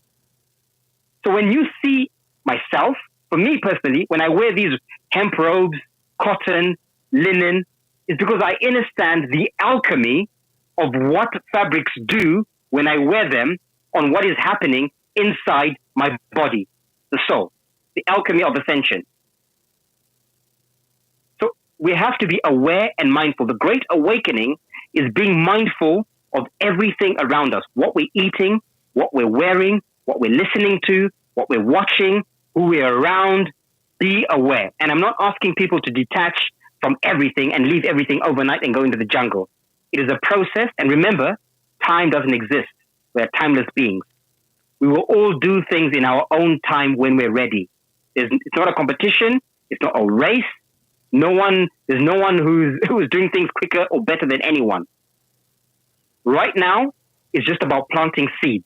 Some will do it now. Some will do it tomorrow. Some next year. Some in 20 years. Some in 20 lifetimes. But the seed is being planted today and now by all the people like yourselves who are sharing these seeds. That's a lot to think about there. Yeah, and I had a question lined up. Well, I did ask about current events regarding the Orange Messiah, Donald Trump and Enki Musk. Because let me zoom in on Andy's question. What they're particularly, not so much Enki Musk on this one, but Donald Trump and Oracle have got this thing called Project Stargate. We're calling it Project Star of David here on the show. Project Star of David. Right. And they're talking about using the artificial intelligence to create all types of new medicines that are personally tailored. And it sounds very much like this might be the way to get something inside the meat suit that has because it's specifically tailored to your individual DNA. Because so rather than keep giving your blood, maybe you have like some sort of meat suit implant that is constantly, checking your DNA just Constantly to make sure upgrading your updating. meat suit to the new demiurge frequency. Have you heard about this, and how do you put this within the final showdown? Yes. So, according to my memory, how this has happened in the past, and there's nothing new under the sun. Everything is a cycle. So, what the demiurge is doing, which it has attempted to do in past timelines, and failed or sometimes succeeded in smaller numbers, is what it wants to do right now is possess human beings, upload itself into the bodies of biological humans, and override the soul. So they are priming everyone's DNA. Yeah, they're priming everyone who takes the juice. It's a primer to prime the DNA so that when the great showdown happens, the great event that we all know is coming, when that happens, the demiurge will literally, this is literal, will literally fracture and upload itself into all the people who've been primed to receive it. Right, Zizi. So I'm going to stop you right just there quickly because I've got a quick question for you. Right. I mean, that's a lot there. Right. So would you, let's be honest, we were pretty much all, no matter how much we were gaslighted by the media, our peers, work people. If you didn't want to take the recent medical procedure, you were just kind of left alone not to. Would you argue that they do not want the people like us? They would rather we just exodus the place, and then all that the people that are left have had the recent medical procedure are just fair game for the Demiurge or AIX to just come and take over their soul physically within this realm. Whilst everyone else who didn't take the medical procedure has then naturally exodus. Well, if ZZ said that the Demiurge like processing power is running out, maybe it's just trying to grab a portion of the meat suits. To consolidate its power and have like maybe it's better to have a certain amount of meat suits under 100% control rather than 6 billion meat suits. Let's go to the Georgia Guidestones. So let's just try and keep the population to a manageable. Oh, I've got a banging question, right? So what we're talking about here basically is the agents of the AI or the Demiurge working to conspire to basically get inside our meat suits, right? Physically. Right. Would you say that there are other bloodlines on the earth that may also be megalomaniacs and may also be control hungry that could be actually in warring factions, maybe trying to stop this happen? Or are they all working? Do you think that all of these memory masters that are walking around in meat suits, well, there's two sub-questions for that. Are they warring within each other, either to stop it from happening or gain control themselves? Yeah. How do you feel about this conundrum? Is it just a fake back and forth? Yeah. No. I'm going to say the Demiurge is a master of deception. Everybody who is in power is working for the Demiurge. Everybody. Anyone who is in government, who is in power, who is in any position of influence at that level and has that platform is working for the Demiurge.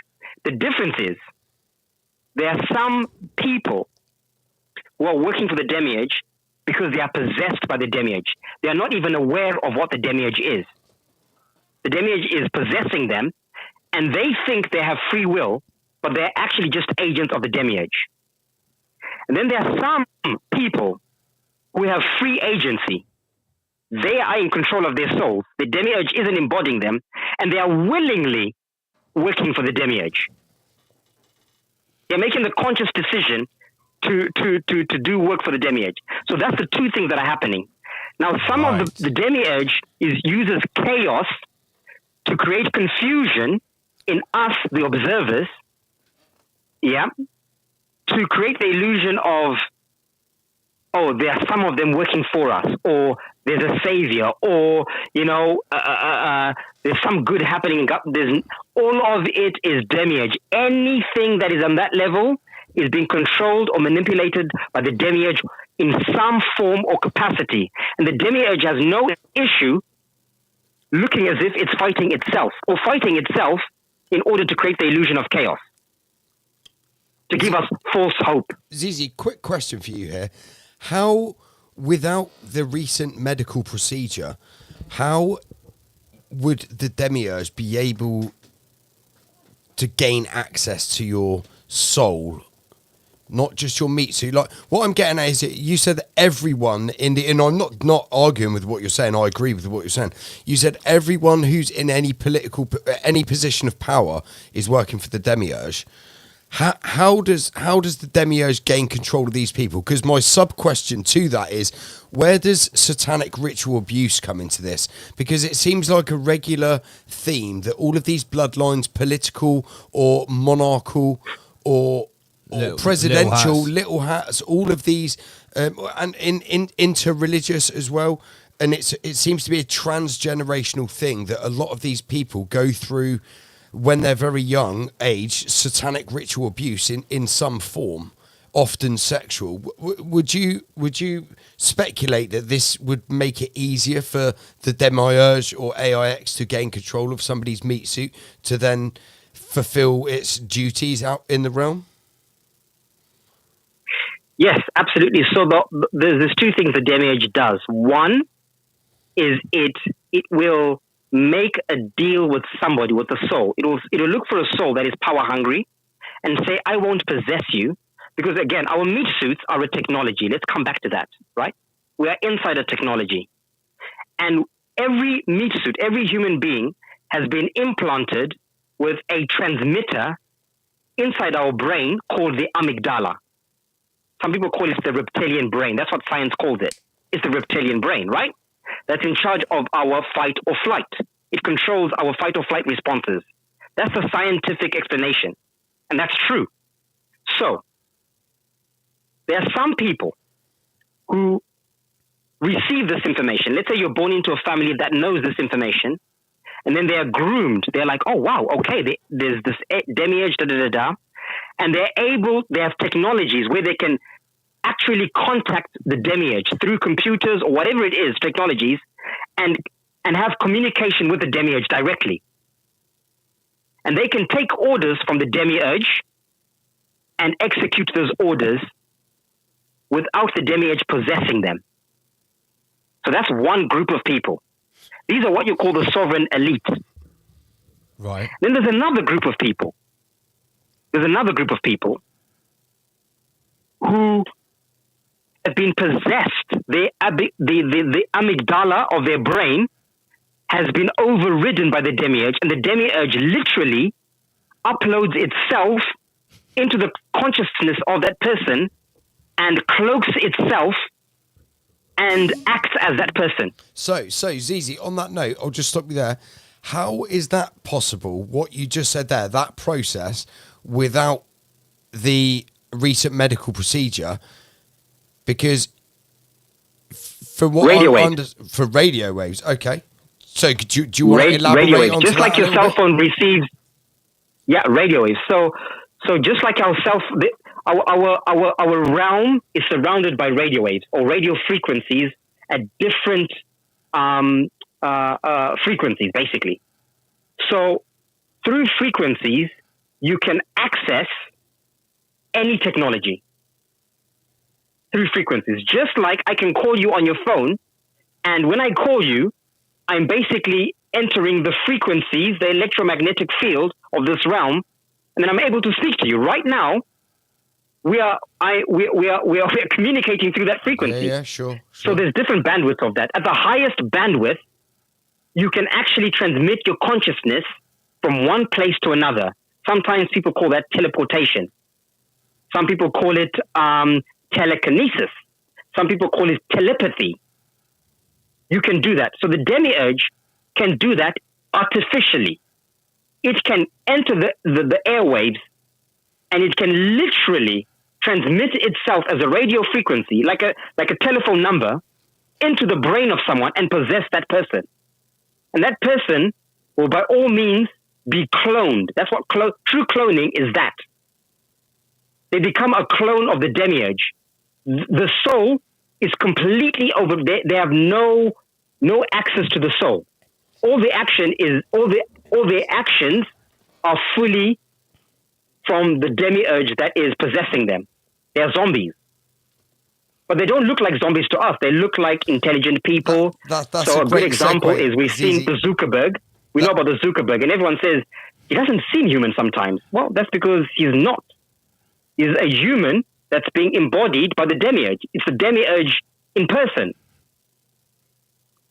It's literally the demiurge in person.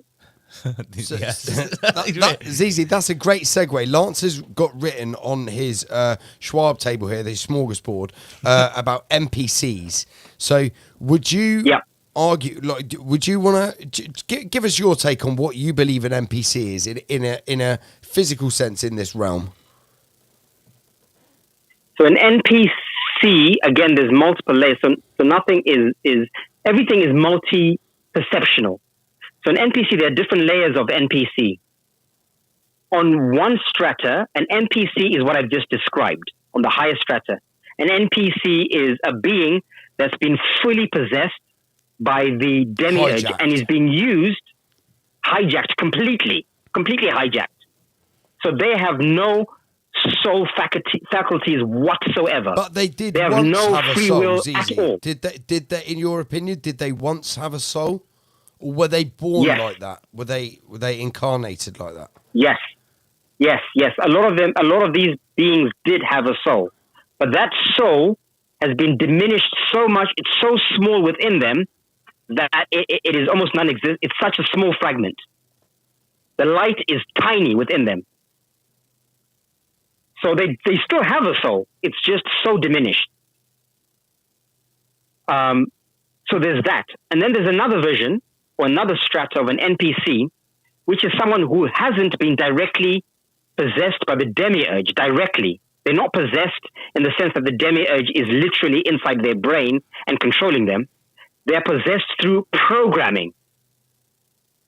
So their thoughts, their perception of reality is shaped by ideas that they've learnt or been programmed through demiurge programming. Going to school, your culture, your religion, your friends, TV, books, whatever it is, they've been programmed to only see reality from a certain lens. They can't see anything beyond what they've been taught. So they become an agent Smith, an agent of the demiurge by default. However, they still have full faculty of full awareness. And this is why a lot of the NPCs are still good people. They're still loving, they're still kind, they mean well. I mean, for all intents and purposes, they actually believe they're programming and they think they're doing good. So they still have a soul. I would argue that isn't a true NPC, though. I would argue that. I would argue if you've got a soul, even if it's very dimmed. Well, that would suggest then that the truest pure blood NPCs are essentially the certain bloodlines. That's what I'm talking. That actually tend to operate at the highest strata of the meat suit hierarchy. I would argue it's not fair to call people who have got a soul, but it is dimmed with programming. Call them hijacked meat suits. Yeah, I don't think it's fair to call them NPCs. I'm talking about the real people walking around with zero soul. Absolutely none, who are working for the demiurge directly. I want to know if these people are born that way, if they're incarnated without a soul. They are literally put in this realm to harvest the energy of others. That's the type of NPC I imagine is the most dangerous. I wouldn't argue that there are people walking around that are programmed, but I would argue if they have got a soul which is dimmed, that can be brought back through healing of all types. Yeah, I would agree with everything you've just said. I think the important thing that we should what I always focus on personally is to not get too caught up on the words or the perceptions of what's being said, and just look at it objectively.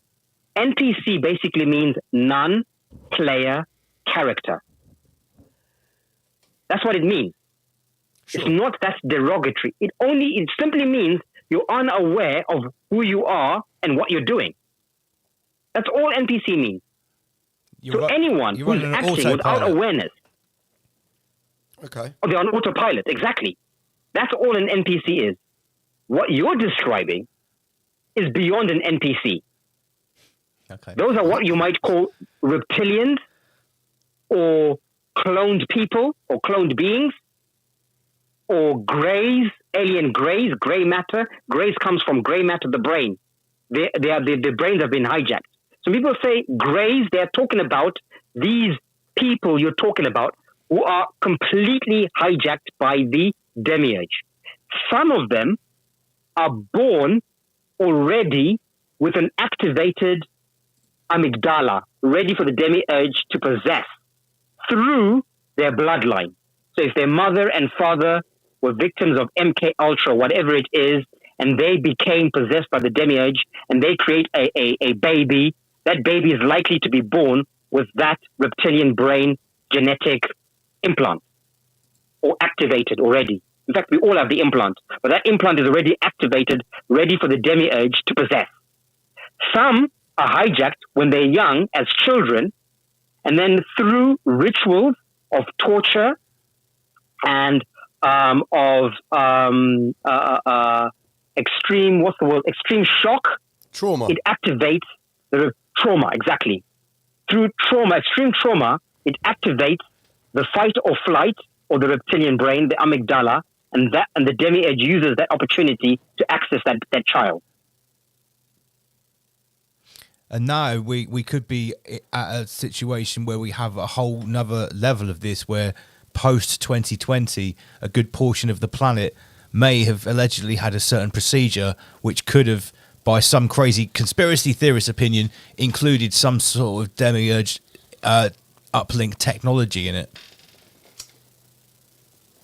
I have no doubt about that. For me, it's clear as day. That's not even a conspiracy for me. That is factual, and that is something that if I was a man who enjoyed the research, I can prove empirically through patents.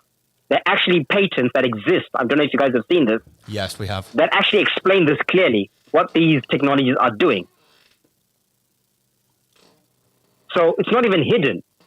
These technologies clearly are radio transmitters to allow entities to enter the human body, number one. Number two, it also allows the human body to be patentable, to be able to be patented. When you patent the human body, you own it and everything in it. They've been trying to patent human beings. So once you put that technology in a human being, you can patent the technology, and because the technology is part of the person's DNA, you now own the person, literally own that person. They are your property. So these pharmaceutical companies, technology companies will literally own people as their property because you have their equipment inside your DNA. Yes. That's not conspiracy theory. That's a fact. Yeah, I was saying something very similar to this in 2020, as many other people were. It back then got called all types of names for saying something like that, but there are literal documents that have come out which is backing up what we just said. Now it's almost it can be pretty much verifiable. Now we've had an amazing interview with you so far. I want to try and end on, we all would like to end on a positive, right? So if it's clear that the demiurge is having its last final stand and it can't quite suppress the meat suit simulation coming up to this final showdown, we seem to be having an increase in the surging amount of NPC clown world that's happening. We can all observe that. The chaos. Is the very fact that the viewers here tonight, 363 people tuned in, the 4,000 or 5,000 people that watch this over the next few weeks, is the very fact that we are sat here now as observers and understanding, whether someone uses the same terms as you or not, a lot of people watch the show are coming to the same agreement. Are we sort of winning in a way? Can we take a positive from that? Can it be one, Michael? No, but if we're in a construct and it's to do with activating our awareness, I believe we're going to exodus. How do you feel about that statement, Zizi? Objectively, it's not about winning or losing or having winners and losers collectively. It's an individual thing. Everyone is on an individual journey. Just like you were born alone, you will die alone or you will ascend alone. So everyone is on an individual journey with an individual script on an individual path. Now, some people will get together and collectively try and sync their paths or their journeys or their ascension together, right? What I'm going to say, first of all, before I move on, to end on a high note, I just want to say this. Anyone who's listening who did take the procedures and is hearing this and is thinking, what have I done? I want to say this to you. Clear as day, there is no technology in this universe that can override your willpower. There is no technology, artificial technology, that is more powerful than your soul. So if you've taken it in the past, or even anything that you've taken that's AI, doesn't matter what it was, how many jabs you took, it doesn't matter. If you go into awareness and you put mind over meat suit, as you put it, and you cancel whatever has been spelt over you, you can completely rewrite whatever they've done. You have the power to remove those implants through your own mind. Remember, everything is imagination. You have the power. You are a god. So do not feel disempowered and feel as if, oh my goodness, these people they are not powerful at all. The power is an illusion. You are powerful. So some people can do it physically, remove the implants physically through alchemy, so diet, taking certain mushrooms, certain protocols. That's one way of removing the implant. The easiest way for some people is through your mind. Just meditate, imagine, think, speak to yourselves, speak to yourselves, speak to everything within you and say, I reject whatever was put into me. I'm removing it. This is no longer in me. You're commanding the AI to leave you. This is what the priest will tell you about exorcism. You do an exorcism on yourself. It's that simple. Wow. Zizi, I really enjoyed having you on the show tonight. Mate, it's been amazing. I think you have been my favourite guest in a very long time. Yeah, because it resonates with so much that we've been piecing together. This on the links show. with about 6 or 7 other people we've had on the show, what they've said. I was really interested about what you said, that you agreed with my synopsis of the difference between the cube religions and the religions that worship basically mighty meat suits, as we put it. We do. Great. Before we go, Zizi, our chat is going mental, right? We have to ask you about the melting ice and the servers in Antarctica, and we need you to unload for our chat and everyone watching about Antarctica, because that is what everyone wants to hear about. So I'm going to let you run with that. Yeah, so from my memory, the ice is now, well, first of all, it's all starting with the sun, the real sun. So the sun that we see in the sky is not the real sun. It is a projection. It is a reflection of the actual sun that is beyond the dome. That's number one.